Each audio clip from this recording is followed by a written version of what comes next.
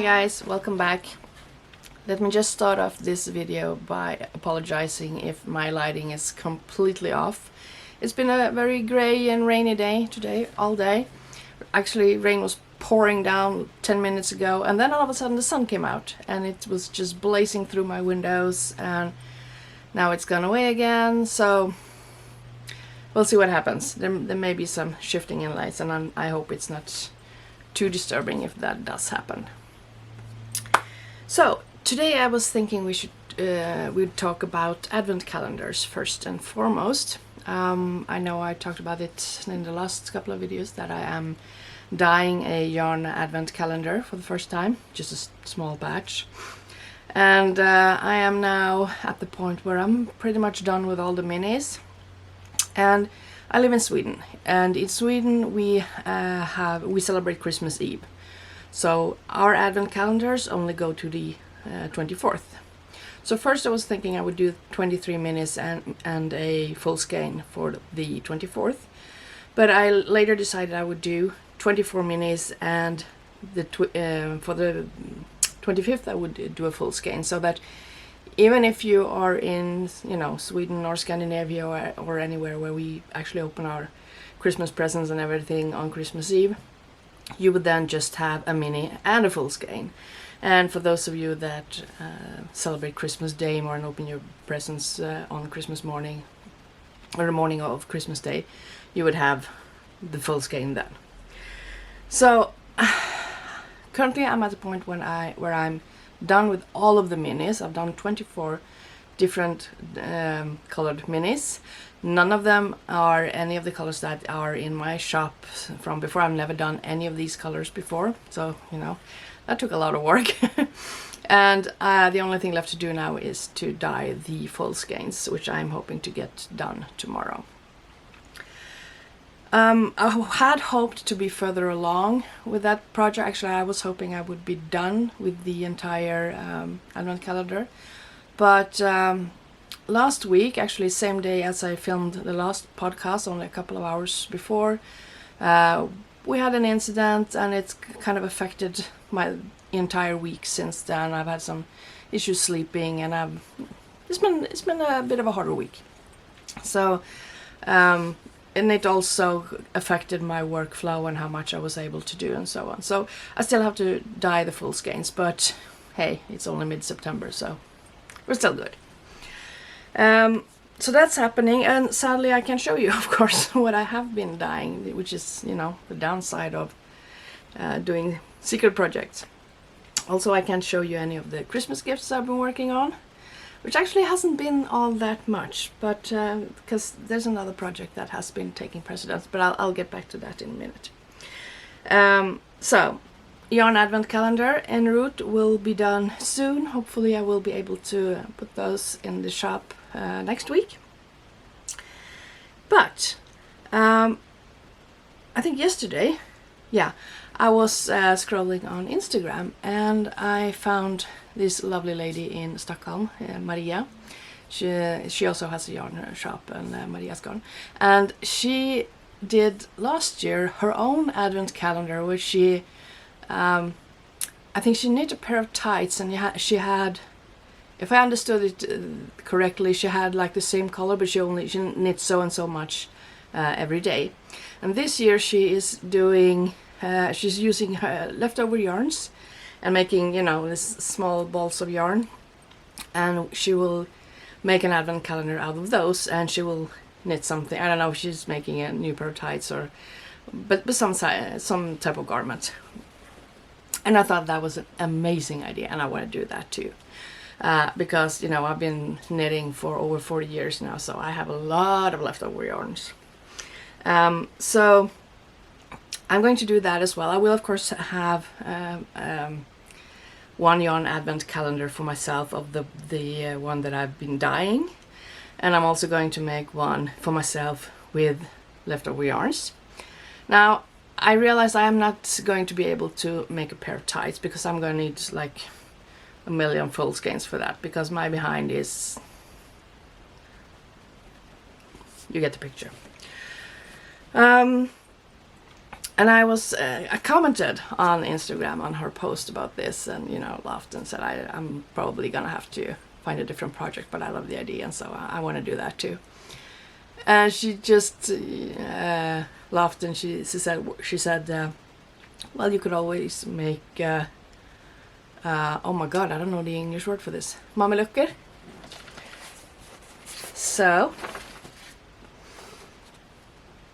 that's what I decided I'm going to do. So basically tights without legs. These are Maja's mamelucker. It's a free pattern available on Ravelry. I do believe it's available in English as well. And I figured that with the circumference of my behind and all that, I should be good for I'm thinking like 20 grams of yarn per day for 24 days. I think I should be able to get one of these from that. So that is my plan. I'm going to make this my advent calendar project. I could of course use the minis and that I'm dyeing for my own advent calendar, but I want to use that for something else. I want to use that for an item or a garment that actually is visible, so to speak. I'm not going to go outside in this, this is kind of more of an undergarment, at least to me it is. So I don't know what I'm going to make with that yarn, but I'll figure it out. I have a couple of ideas. And I don't know if I'm going to be knitting anything at the same time, because that would mean I would knit 20 grams of this every day and 20 grams of that every day, in addition to all my other projects and my work. I don't know. We shall see. We shall see. I may just settle for just opening the one that I've been dyeing and decide later, because like I said, I will also have a full skein at the end of that advent calendar. So I don't know. We shall see. But with leftovers over yarns, I'm going to make an advent calendar, and I'm going to knit myself this. I absolutely love this. It is so awesome. So while thinking about all this and contemplating what I'm going to do and what I'm going to make and the all the advent calendar things, I realized I had bought an ugly Christmas sweater advent calendar 3 years ago actually, and I never used it. Now you may wonder what that is. I stumbled upon a creator. I don't know where it was or how come I found it, but you could buy, this is only the first page, this is like day 1, they're numbered, and you cut it out and you assemble it. This is like the bottom of the well, this is like a package. It will be like this tall, and this is the sides of it, and you can stuff it with whatever you like. And I never did do that back then, and I was thinking that what, I'm gonna go all out with the advent calendars this year. So I'm actually going to get some sturdier paper. This is just regular paper, so I'm going to get a paper that's paper quality that's a bit sturdier than this, and I'm going to print all of the ugly Christmas sweaters. They all have different designs and colors and all that, and I'm going to figure out something that is small enough to fit inside. Not sure what, maybe a tiny piece of candy or something, or I don't think a 20 gram skein would fit in there, so otherwise I could use this for the leftover yarns project, I guess, but it's a bit too small of a compartment. But hey, chocolate and knitting, that could be good. So yeah, or maybe I'll have my kids assemble something for me that I don't know about, because I will be making advent calendars for them as well. They're now almost, my youngest will be 17 in early January, and I have a 19-year-old. Well, he turns 19 in a couple of weeks, And then my oldest son is 27, who also lives in the same house as me and the other kids.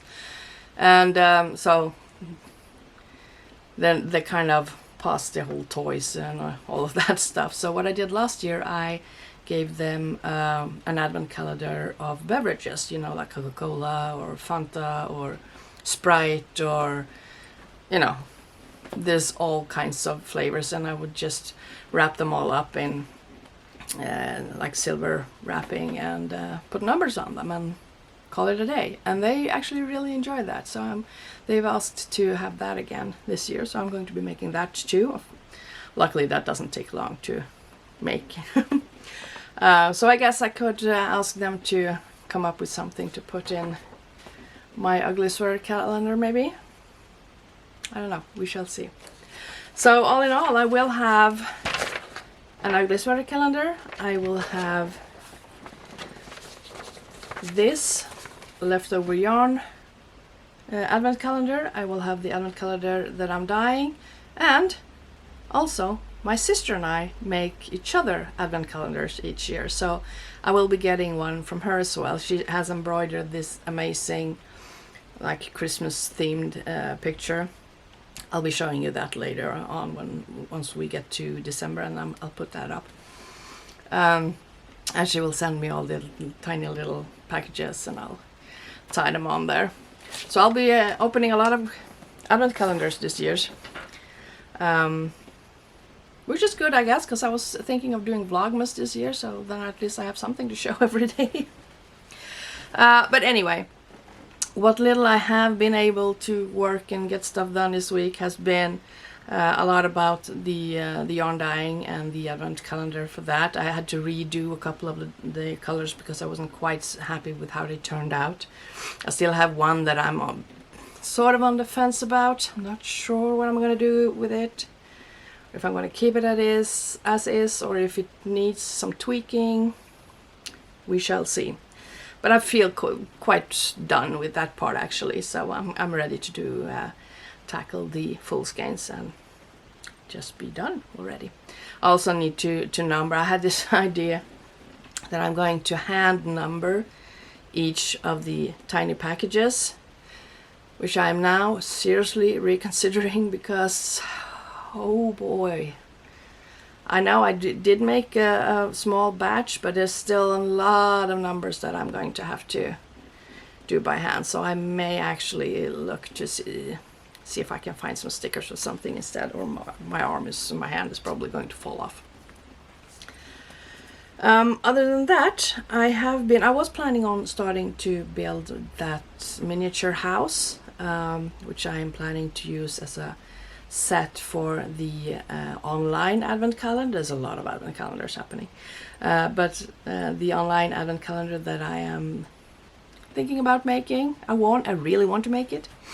I haven't quite gotten to the point where I actually started to build the house because for one, I kind of fell into a rabbit hole of research and inspiration, and I've been looking on Pinterest and I've been watching YouTube videos, and I had issues deciding exactly what this house would look like. Would it be like a Hobbit-like thing? Would it be like a fairy house kind of thing?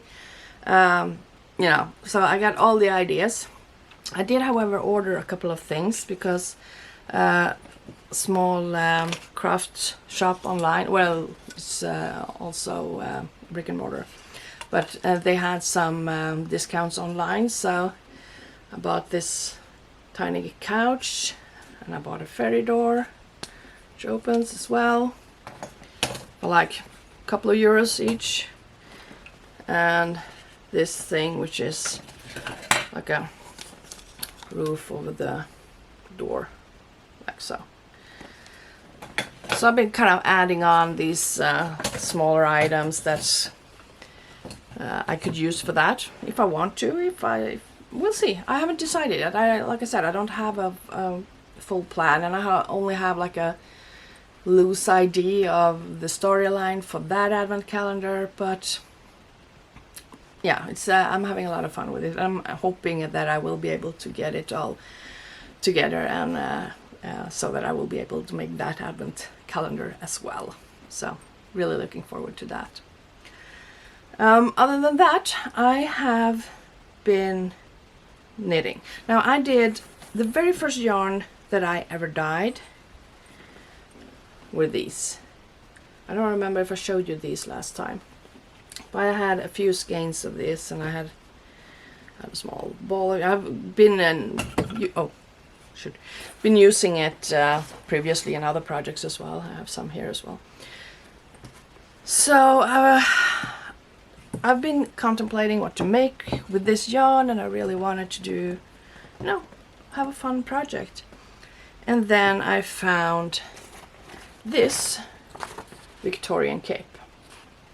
Now I don't know if that is actually a correct, how do you say it? A Victorian cape is of course something that would be used during the Victorian era. And I know they did have these like some I don't know what they call capelets. That's the word I'm looking for. They did use a lot of capelets in the Victorian era. So yeah, so it's a Victorian inspired cape, and I think this pattern is available on Ravelry. Let me see now, and it's listed as Victorian ruffled cape on Ravelry, but I'll put the link below. Anyway, I just completely fell in love with this, the shape of it and the ruffles and all of it. And the reason why I'm babbling about these, whether or not it's correct to call it actually a Victorian cape or Victorian capelet, is because I've been also fell into a rabbit hole of, researching what is the Victorian style or Victorian fashion and all that. So that's a whole other discussion. I'm not going to get into that. But I saw this and I just instantly fell in love with it, and I decided I would try to make it out of this yarn that I have dyed. And I hope that I have enough for it, because it's not a very big project, and I do have limited amounts of yarn, but I think I'm good. I still have quite a lot left compared to the amount that I have used this far. Now, the thing is, when you make this, you do the ruffles first. And I had to make the largest size, or I did make the largest size, which meant I had to make a lot of ruffles, because you do make these in sections. There's a for the smallest size, there's one ruffle for the left side, one for the right side, and one for the back. But for the larger size, you need to do 5 ruffles in total.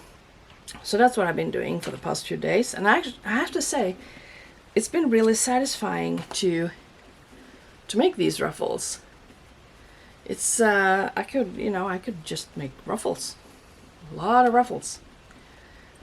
I got 1, 2, 3, and 4. So there's a whole bunch of them, and excuse me, I am slightly twisted here, and I am working on the 5th. And as you can see, there's a lot of stitch markers on it.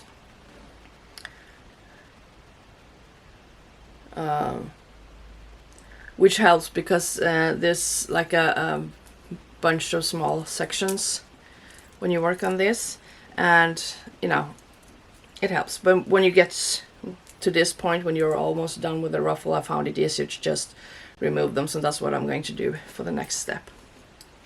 And after that, I'm going to gather all of the ruffles on the needles, and I'm going to start working on the rest of the cape. So that's what I've been doing for the past few days, and I've been loving it. I've been having so much fun, and a part of me is hoping that I will have a lot of yarn left over once I've done the cape, because I have these really cute bamboo handles, and I was thinking I could make like a little purse that matches also. And a part of me really wants to sew like this kind of Victorian inspired nightgowns with the long sleeves and the embroidery, and it goes like really high up. Nothing sexy, but just goes really high up, and it's really long. And I could wear the cape on top of that, and I can do like a photo shoot out in the early morning mist or something. I don't know. My fantasy just took the reins and went for it. So yeah, we'll see if I'll get to that. And that's also one of the reasons why I fell into that rabbit hole of studying Victorian fashion and trying to learn what's what and so on.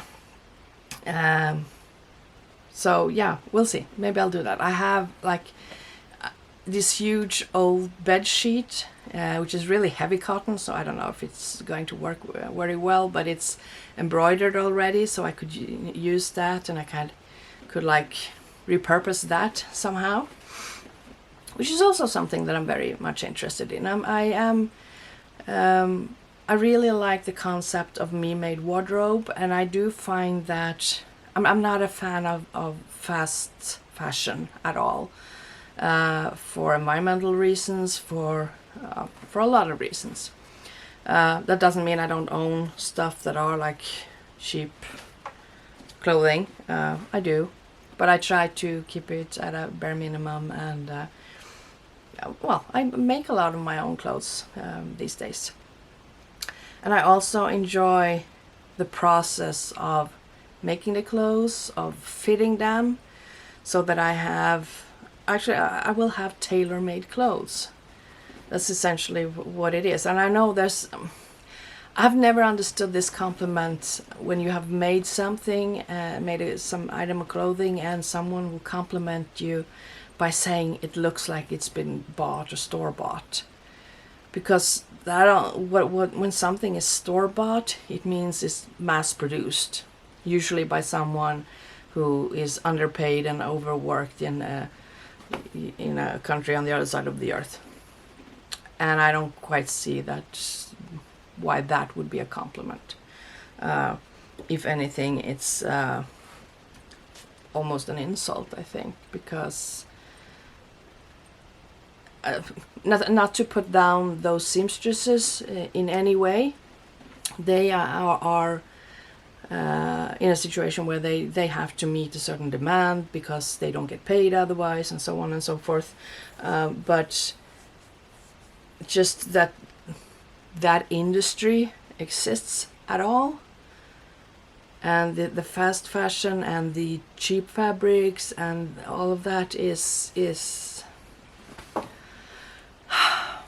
I'm not going to go into a rant. I just think it's very, very sad that it is the way it is today, that we have part of the world that is so rich that we can actually exploit the other part of the world in such a way, and at the same time create such environmentally disastrous situations that it does. So that's it. Okay, so what else? Well, I think that's pretty much it, actually. I'm still kind of tired and feeling slightly worn from what happened last week, and all of that. Haven't slept too good, so I'm a few breakouts and stuff, so apologies. I could probably have done and made an effort to beautify myself a bit more, but it is what it is this week, life happens. So that's it for now. I am going to retire to my couch, to some documentaries, I think, and my knitting, and I shall see you next time. Bye.